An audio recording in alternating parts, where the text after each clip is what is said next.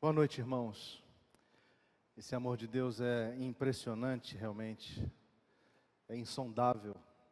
Paulo escrevendo nos diz que o amor de Deus nos constrange.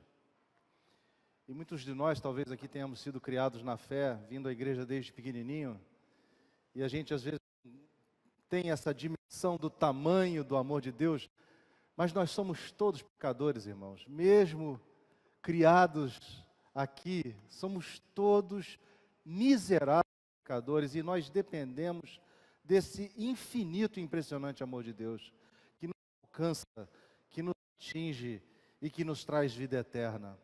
É impossível caminhar com o Senhor sem experimentar esse amor verdadeiramente. Nós precisamos desse amor, nós precisamos experimentar este amor. O texto que eu tenho essa noite para dividir com a igreja, para meditarmos, está na carta de Paulo aos Romanos, no capítulo 12, um texto bem conhecido de todos nós, e é um texto que fala um pouco disso, de experimentar. Eu queria convidar você a essa leitura, acompanhando, por favor, no verso 1 e 2, Romanos 12, 1 e 2, diz assim a palavra do Senhor: Rogo-vos, pois, irmãos, pelas misericórdias de Deus, que apresenteis o vosso corpo por sacrifício vivo, santo e agradável a Deus, que é o vosso culto racional. E não vos conformeis com este século, mas transformai-vos pela renovação da vossa mente, para que experimenteis qual seja a boa, agradável e perfeita vontade de Deus. Palavra do Senhor até aqui. Vamos curvar a nossa fronte mais uma vez e orar ao Senhor.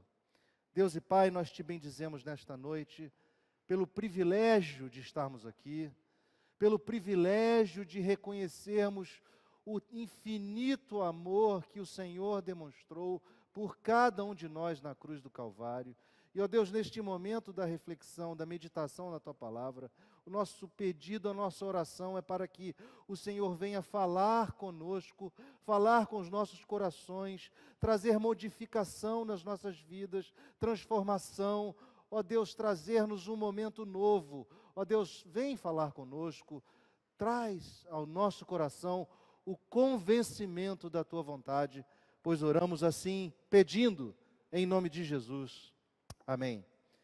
Meus irmãos, existe uma expressão na teologia que traduz o momento quando encontramos na cultura que nos cerca momentos de verdade. Encontramos verdades. Essa expressão é a graça comum. Deus, através da sua graça comum, de alguma forma comunica ao coração das pessoas verdades importantes. E vira e mexe, nós nos deparamos com essas verdades em músicas, em textos, em poemas, em falas de pessoas que nem a fé cristã professam. E como introdução dessa nossa meditação, eu queria ler aqui para vocês o poema de Clarice Lispector, que trata da mudança. O poema é intitulado Mudar. E acompanhe comigo como não é interessante o que ela nos diz nesse poema. Mude, mas comece devagar, porque a direção é mais importante que a velocidade. Sente-se em outra cadeira, no outro lado da mesa. Mais tarde, mude de mesa. Quando sair, procure andar pelo outro lado da rua. Depois, mude de caminho, ande por outras ruas, calmamente, observando com atenção os lugares por onde você passa. Tome outros ônibus, mude por uns tempos o estilo das roupas, dê os teus sapatos velhos, procure andar descalço alguns dias, tire uma tarde inteira para passear livremente na praia ou no parque e ouvir o canto dos passarinhos. Veja o mundo de outras perspectivas. Abra e feche as gavetas e portas com a mão esquerda. Durma no outro lado da cama, depois procure dormir em outras camas. Assista a outros programas de TV, compre outros jornais, leia outros livros, viva outros romances. Não faça do hábito um estilo de vida. ame a novidade, durma mais tarde, durma mais cedo, aprenda uma palavra nova por dia numa outra língua, corrija a postura, coma um pouco menos, escolha comidas diferentes, novos temperos, novas cores, novas delícias. Tente o novo todo dia, o novo lado, o novo método, o novo sabor, o novo jeito, o novo prazer, o novo amor, a nova vida. Tente, busque novos amigos, tente novos amores, faça novas relações, almoce em outros locais, vá a outros restaurantes, tome outro tipo de bebida, compre pão em outra padaria, almoce mais cedo, jante mais tarde, ou vice-versa. Escolha outro mercado, outra marca de sabonete, outro creme dental, tome banho em novos horários, use canetas de outras cores, vá passear em outros lugares. Ame muito, cada vez mais, de modos diferentes. Troque de bolsa, de carteira, de malas, troque de carro, compre novos óculos, escreva outras poesias, jogue os velhos relógios, quebre delicadamente esses horrorosos despertadores, vá a outros cinemas, outros cabeleireiros, outros teatros, visite novos museus. Se você não encontrar razões para ser livre, invente-as, seja criativo. E aproveite para fazer uma viagem despretensiosa, longa, se possível sem destino. Experimente coisas novas, troque novamente, mude de novo, experimente outra vez. Você certamente conhecerá coisas melhores e coisas piores do que já as conhecidas, mas não é isso que importa. O mais importante é a mudança, o movimento, o dinamismo, a energia. Só o que está morto não muda. Meus irmãos, nós, por natureza, parece, temos uma imensa dificuldade em mudar. Talvez o desejo, se você pensar um pouquinho, um dos nossos maiores inimigos seja exatamente a resistência à mudança. Nós não queremos mudar hábitos alimentares, nós não queremos mudar os nossos hábitos familiares, nós não queremos mudar o nosso sedentarismo, nós não queremos mudar ou encontrar, melhor dizendo, novas amizades. Não mudar e não se deixar transformar compromete relações, compromete projetos, compromete a nossa própria sobrevivência. E o tema que eu gostaria de propor esta noite para a nossa reflexão é atitudes fundamentais para a vida cristã. Atitudes fundamentais para a vida cristã. Esse texto de Romanos 12, verso 1 e 2, vai nos dar 3 atitudes, nós vamos falar delas. Mas antes, eu queria apenas construir o pano de fundo desse texto de Romanos 12, porque ele está escrito numa carta que Paulo escreveu aos cristãos de Roma, que tem 16 capítulos. Do capítulo 1 ao capítulo 11, Paulo está gastando tempo ensinando a doutrina a respeito da eleição, a respeito da justificação, a respeito da santificação, a respeito da salvação. Paulo está mostrando como aquele primeiro Adão nos representou e como o segundo Adão, que é Cristo, veio nos reconciliar com Deus. Do capítulo 1 ao 11, a palavra-chave é exposição, porque Paulo está expondo o que cremos. Mas do capítulo 12 ao 16, a palavra-chave é exortação, porque Paulo vai nos apresentar uma série de exortações para a nossa prática de vida. E ele inicia esse capítulo 12 dizendo que, tendo em vista o grande amor e a misericórdia de Deus para conosco, nós devemos nos apresentar de corpo inteiro, de alma inteira, por completo, para cultuar e adorar a Deus. E o motivo para esta consagração deve ser tão somente a infinita misericórdia de Deus, o impressionante amor de Deus, manifestado na cruz, manifestado em seu e em meu favor, no sacrifício substitutivo de Cristo na cruz, o qual estabelece um novo status para você e para mim, status de sermos livres da condenação do pecado. Essa é a razão para nos congregarmos e apresentarmos um corpo, uma adoração, um culto inteiro, por inteiro a Deus. Não seria mais um culto marcado por sacrifícios de animais, porque isso era absolutamente limitado, era um sacrifício feito na época levítica, que era insuficiente para demonstrar a dedicação e o compromisso daqueles que foram alcançados por tão grande amor. O sacrifício vivo, de vida, de lábios que confessam o nome de Jesus, um sacrifício de corpo inteiro, completo, abrangendo a vida como um todo, coração, mente, vontade, palavras e atos. De pessoas que, uma vez unidas com Cristo, são feitas nova criatura, e para as quais as coisas velhas já passaram. De pessoas que antes estavam mortas espiritualmente pelo pecado, porém agora estão vivas mediante o lavar regenerador do Espírito Santo, e pelo poder operador da ressurreição de Jesus, ou pelo poder operado na ressurreição de Jesus.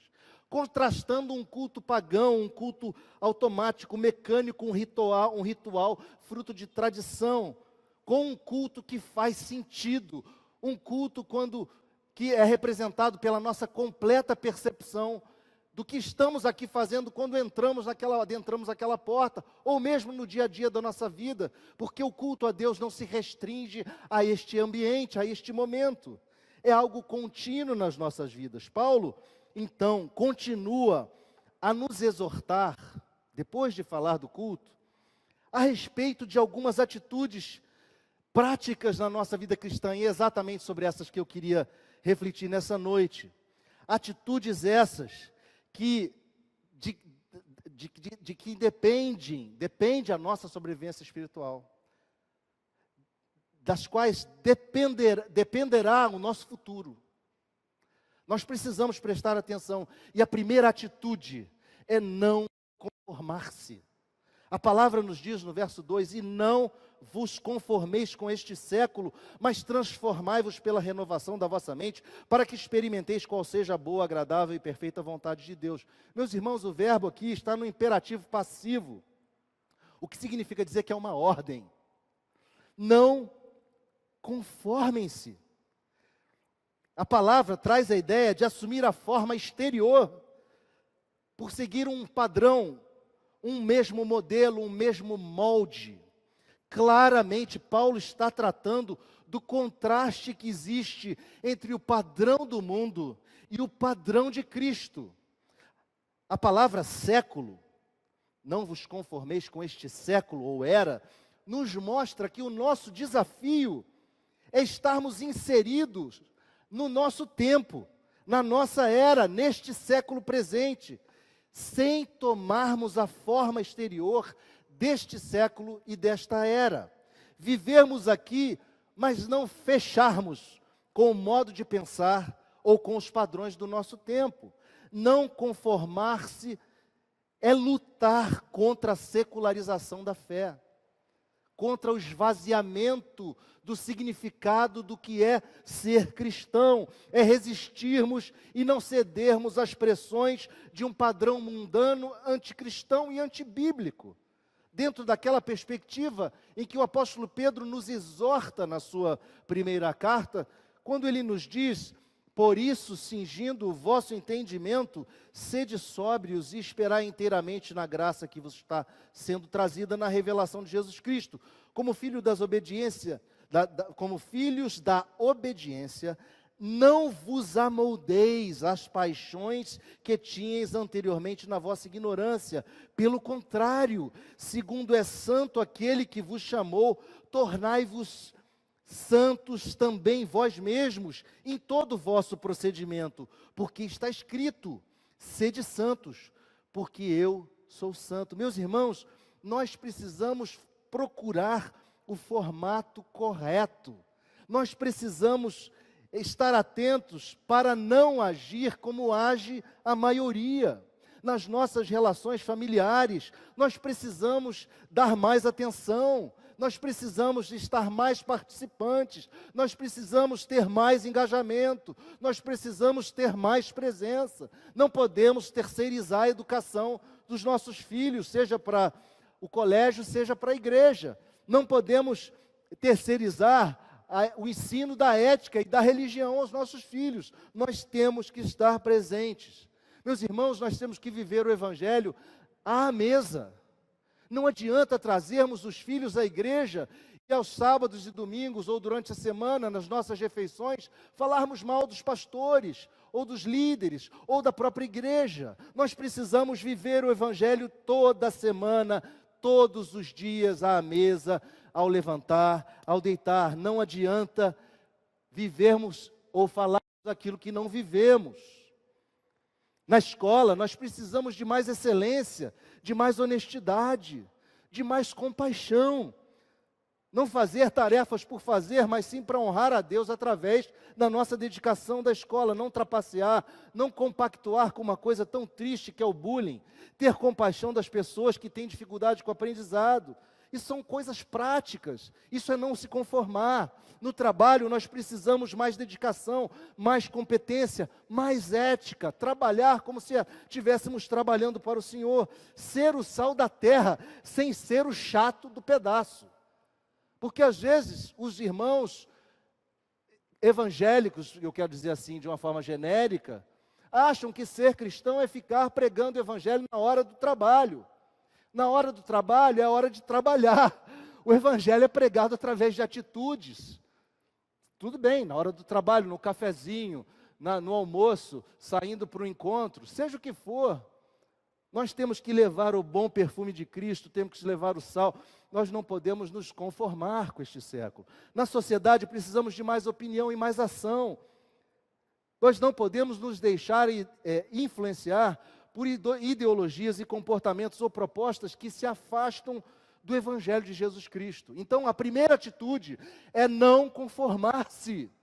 Não conformar-se. Mas a segunda é transformar-se. Transformai-vos pela renovação da vossa mente. Temos aqui uma tensão curiosa entre os dois verbos, porque um é de caráter exterior, conformar-se, tomar forma, e outro é de caráter interior, transformar-se. O verbo também está no modo imperativo, e traz a ideia de transformar-se e prosseguir em transformação. Aquela história da metamorfose, que é exatamente o verbo usado aqui, traz o significado dessa mudança interior pela renovação da mente. Mudar o interior por estar com o Espírito de Deus. Uma mudança interior que se reflete no exterior. Uma mudança interior que se reflete no exterior. Traz também aquela ideia da cena da transfiguração no monte. Quando o Evangelho de Mateus e Marcos nos retratam, quando Jesus estava no monte e teve o rosto transfigurado. Traz a ideia do texto de 2 Coríntios 3,18, quando o apóstolo Paulo diz: e todos nós com o rosto desvendado, contemplando por espelho de glória, a glória do Senhor, somos transformados de glória em glória, na sua própria imagem, como pelo Senhor, o Espírito. Nós precisamos que o nosso interior seja transformado para que possamos refletir a Cristo, para que as pessoas olhem para nós e vejam a Cristo. É necessário nós deixarmos-nos transformar pelo Espírito de Cristo, a ponto de refletirmos a sua imagem diariamente, o tempo todo, de modo que quando as pessoas olharem para você, elas vejam a Cristo. Irmãos, isso exige de nós vontade de mudar. Isso exige de nós uma disposição de sairmos da nossa zona de conforto, de deixarmos que o Espírito de Deus haja em nós, trazendo renovação de mente e mudando as nossas atitudes. Implica em não mais guardarmos rancor, não mais adubarmos raízes de amargura, porque são coisas que guardamos no interior. Não cancelarmos uma pessoa porque nos trata mal. Implica em darmos a outra face, andarmos a segunda milha, perdoarmos 70 vezes 7. Implica em vencermos o mal com o bem. Mas, irmãos, observem que é uma mudança de dentro para fora, uma mudança que é fruto de novidade de vida. É fruto do ser nova criatura, como Paulo escreveu aos Coríntios lá na segunda carta, no capítulo 5, verso 17. E assim, se alguém está em Cristo, é nova criatura. As coisas antigas passaram e eis que se fizeram novas. Portanto, meus irmãos, é necessário transformar o interior e para não se conformar com o exterior. É necessário transformar o interior para não se conformar no exterior. E a terceira e última atitude. A primeira é conformar-se, não conformar-se. A segunda é transformar-se. A terceira e última é experimentar. Para que experimenteis qual seja a boa, agradável e perfeita vontade de Deus. O verbo experimenteis traz essa ideia de testar algo para mostrar que é aceitável. O texto de Coríntios, lá de Paulo, na primeira carta, no capítulo 3, diz assim: contudo, se o que alguém edifica sobre o fundamento é ouro, prata, pedras preciosas, madeira, feno, palha, manifesta se tornará a obra de cada um, pois o dia a demonstrará, porque está sendo revelada pelo fogo, e qual seja a obra de cada um, o próprio fogo a provará. Experimentar é provar, é aprovar, é testar, é discernir, é examinar. O texto nos diz que é para que, de modo há uma relação, há uma preposição que implica em propósito. Para que experimenteis. Ou seja, há uma relação direta em não nos conformarmos, em nos transformarmos, com experimentarmos. Meus irmãos, não há como experimentar a boa e perfeita, agradável vontade de Deus conformando-se com o mundo e não deixando se transformar. Nós precisamos não nos conformar com o mundo e nos deixar transformar para que experimentemos a boa vontade de Deus. Nós precisamos julgar todas as coisas, reter o que é bom, passar todas as coisas pelo crivo da cosmovisão cristã. Qual é o que a Bíblia diz a respeito desse assunto? O que o livro do Senhor nos indica a respeito de tal questão? Examinar, segunda carta de Paulo aos Coríntios, diz assim: examinai-vos a vós mesmos se realmente estáis na fé, provai-vos a vós mesmos. Ou não reconheceis que Jesus Cristo está em vós, se não é que já estáis reprovados. Nós precisamos nos desembaraçar das coisas mundanas que nos prendem, que exercem influência sobre nós e nos afastam da maior comunhão com Deus, e provar aquilo que é aceitável a Deus, o que é bom aos olhos de Deus. Experimentar a vontade de Deus é viver os preceitos do Senhor, é alcançar prazer na sua lei, é alcançar prazer em viver os preceitos de Deus, é ser capaz de dizer: Senhor, a tua lei é perfeita e me dá prazer, como escreve o salmista no Salmo de número 1. Não há, irmãos, como experimentarmos a vontade de Deus se nos deixarmos conformar com este século e não dermos ouvidos aos preceitos do Senhor. É fundamental que nós possamos permitir que o Espírito Santo efetue em nós a transformação, porque Ele é quem efetua. E efetue essa transformação no nosso interior.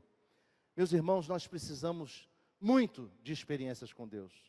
Eu queria concluir essa reflexão voltando ao poema ou texto de Clarice Lispector, que nos provoca e nos desperta a respeito dessas mudanças. Sabem por quê? Mudanças nos oxigenam a vida.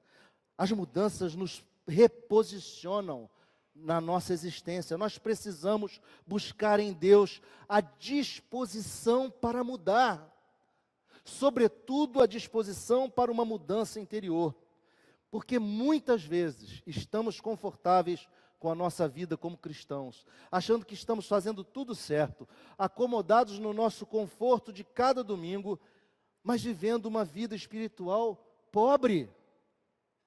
Estamos conformados com o nosso entorno e não nos permitimos mudar, não nos deixamos ser transformados por Deus. Nós estamos acomodados ao nosso sucesso espiritual, ou o status atual, ou deixamos de ter grandes experiências com Deus.